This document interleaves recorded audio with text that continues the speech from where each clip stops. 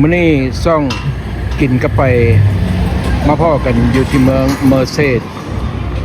อยู่ในรัฐแคลิฟอร์เนียนี่เป็นดาวน์ทาวน์ของเมอร์เซดชื่อว่าบาร์บฮาร์ดสแควร์ทุกคนตอนนี้ก็ประมาณ11 โมงเช้าอากาศก็ประมาณ80 กว่าดีกรีมื้อนี้สิมีลมแล้วก็มาพอกันอยู่ที่งานปีใหม่ลาวเฮาเพิ่นจัดอยู่ในดาวน์ทาวน์ของเมืองเมอร์เซดฝั่งนี้ก็เป็นเมอร์แชนไดส์กับพวกฟู้ดเวนเดอร์ขายอาหารขายสินค้าต่างๆมาทั้งฝั่งข้ามทางไปพุ่นกันแมนเพอสิมีพิธีตามประเพณีลาวเฮาอวยใส่ให้พรตามประเพณีลาวเฮาให้ทุกคนได้รับสินพรในปีใหม่ปี2026นี้เนาะทุกคนน่ะอยู่ดีไม่แห้งให้กวดออกดีกวดเข้าสิ่งบ่จบบ่งามก็ให้ออกไปนำปี2025แนวดีๆก็เข้ามาในปี2026เนาะ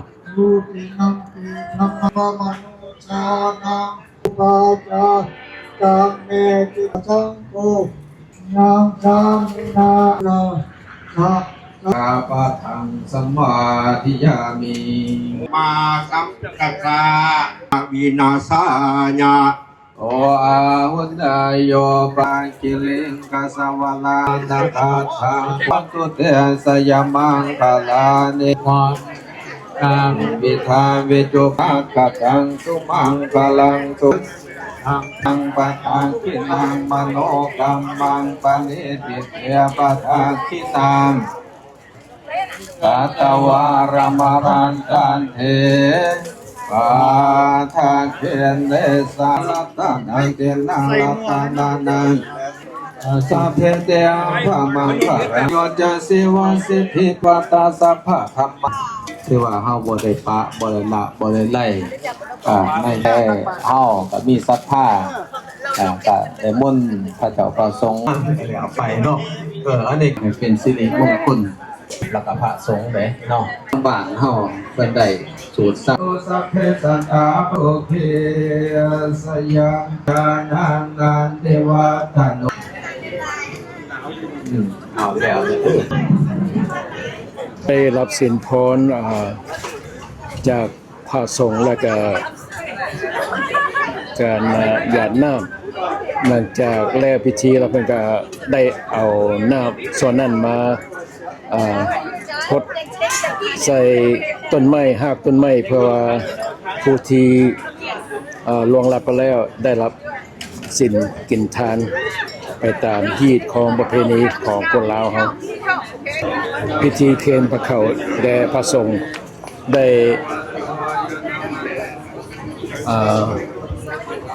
รับประทานอาหารหลังจากพิธีสิ้นสุดลงและเพิ่นก็พระสงฆ์ให้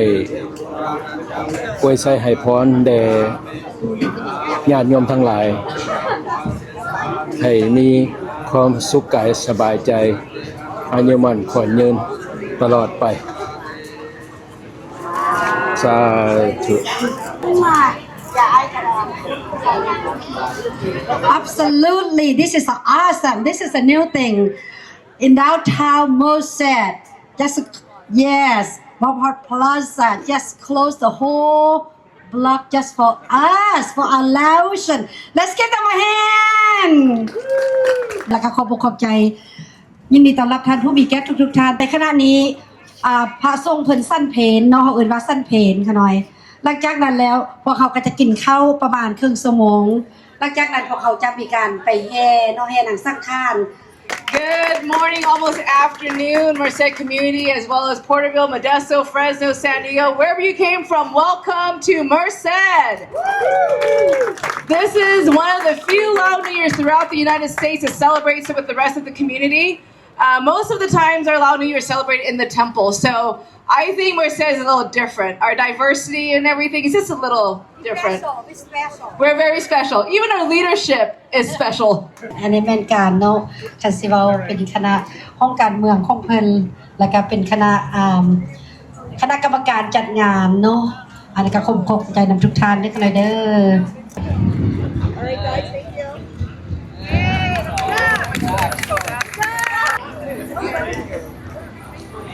มื้อนี้ถึงวันเสาร์เดือน5วันที่16ตอนนี้ก็พาเรดเพิ่นสิได้เริ่มพี่น้องการแห่นางสังขารเนาะฉลองปีใหม่ลาวเฮาอยู่เมืองเมอร์เซจรัฐแคลิฟอร์เนียกระบวนแห่นางสังขารก็เริ่มแล้วป้ายก็บอกว่าสบายดีปีใหม่ลาวปี2016หรือว่า Happy Lao New Year 2026อำนวยด้วยสมาคมวัฒนธรรมลาว sponsored by the วัฒนธรรม Lao community of California.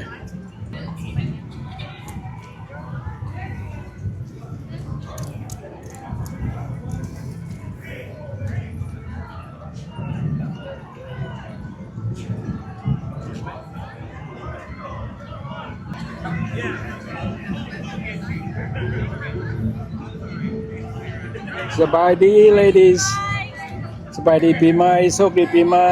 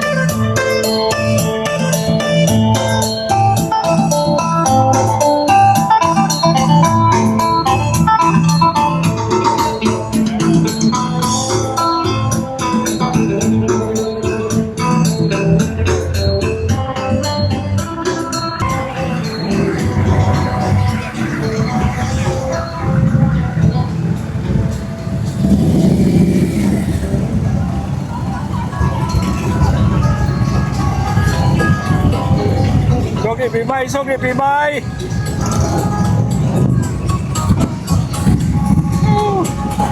พวกแย่งมอเตอร์ไซค์โชคดีปีใหม่โชคดีปีใหม่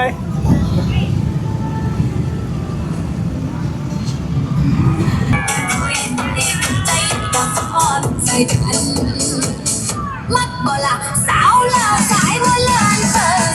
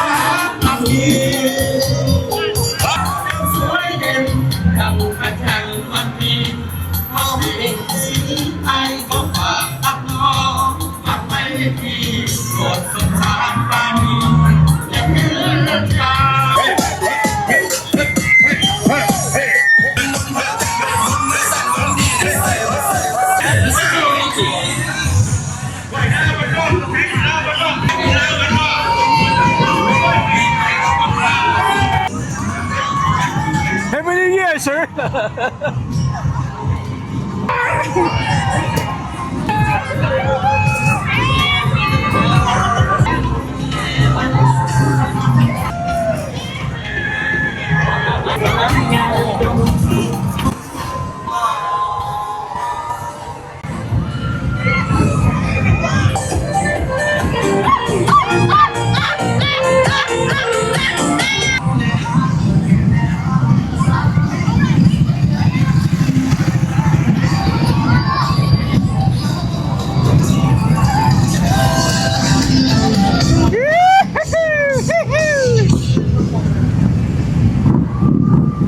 สู้ๆพี่น้องสู้ๆ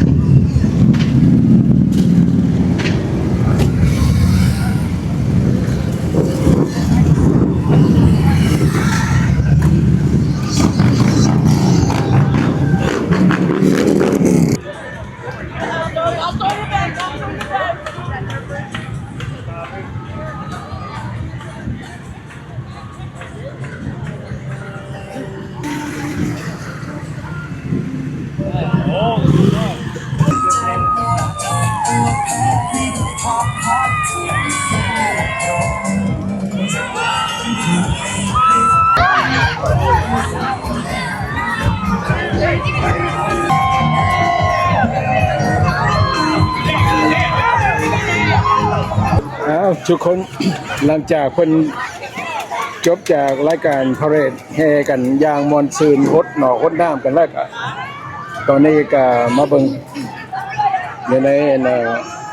แถวๆนี้เนาะประมาณบ่าย 2 โมงแล้วตอนนี้เป็นแถว food vending merchandise clothing egg roll ดีๆห้านนี่